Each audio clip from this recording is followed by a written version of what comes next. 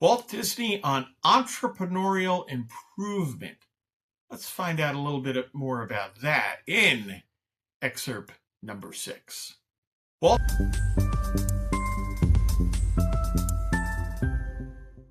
Hello, my friends. Welcome aboard the Dose of Disney podcast. I'm Ray Keating, entrepreneur, economist, novelist, and editor and publisher of DisneyBizJournal.substack.com. So this podcast, it's about Disney news, Disney-related news, and debates, discussions, commentary, analysis, and lessons covering a wide range of topics. So right now, we're doing something unique. We're in the midst of a series on Walt Disney and entrepreneurship. It's based on my book, 10 Points from Walt Disney on Entrepreneurship. There you go. Crazy.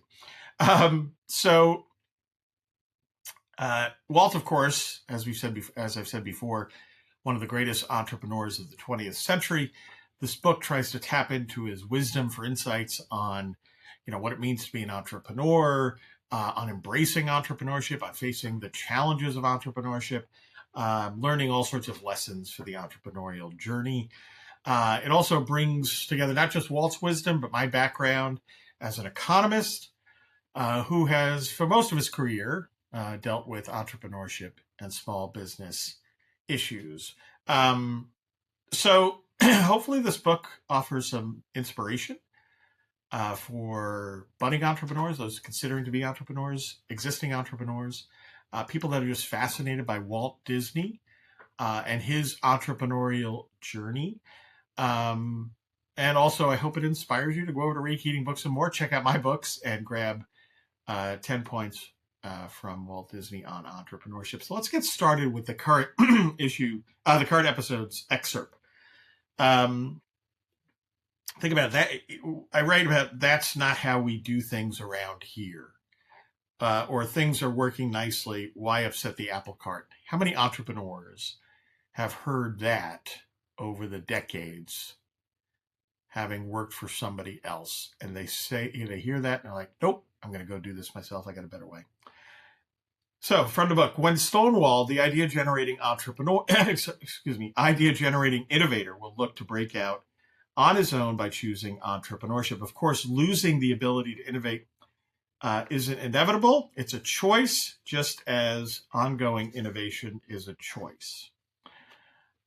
We know Walt Disney's choice. He was an innovator seeking to improve matters when his firm was starting out and when it was one of the largest entertainment companies in the world at the time of his death. Walt said, quote, I happen to be kind of an inquisitive guy, and when I see things I don't like, I start thinking, why do they have to be like this, and how can I improve them? Close quote. And about Disneyland, Walt declared, quote, whenever I go on a ride, I'm always thinking of what's wrong with the thing and how it can be improved, close quote. Indeed, Walt was an advocate, as mentioned earlier in the book, for continuous improvement in his business. Quote, it's a matter of improving. It's a matter of getting better and better results. Of course, there's always a battle of costs. We also have to consider costs versus results, close quote. And one of Walt's most famous observations about Disneyland focused on this idea of continuous improvement. Quote, the park will never be finished. It's something I can keep improving every year.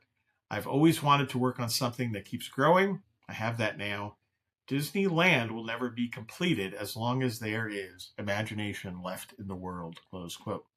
That's a leader who ingrained continuous improvement and innovation in the culture, of the business that he created and built. I'll leave it there. I hope you'll subscribe to DisneyBizJournal.substack.com. Paid subscribers get 3 free books right up front.